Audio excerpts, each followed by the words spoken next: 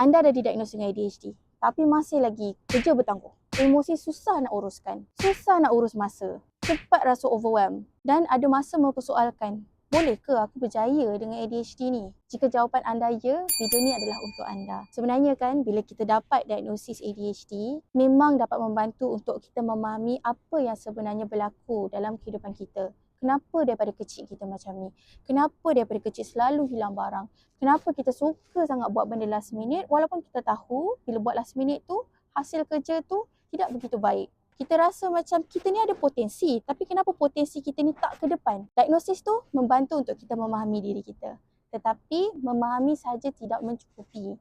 Kita perlu melakukan sesuatu untuk kita take charge of ADHD kita sendiri. Sebab tu ramai yang masih bergelut dengan simptom ADHD walaupun setelah mereka mendapat diagnosis. Kerana ADHD bukan sekadar kita tak boleh nak memberi perhatian. Dia melibatkan cara kita menguruskan masa kita, cara kita menguruskan pemikiran kita, cara kita handle emosi kita.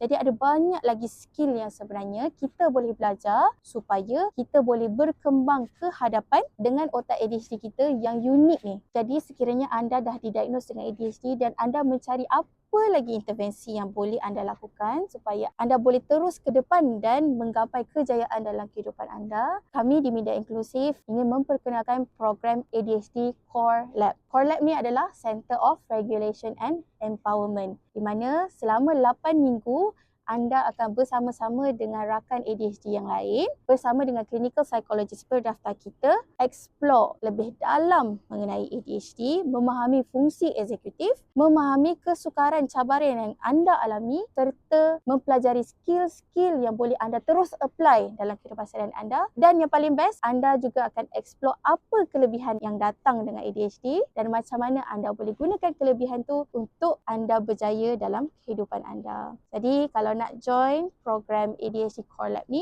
anda boleh klik link di bio.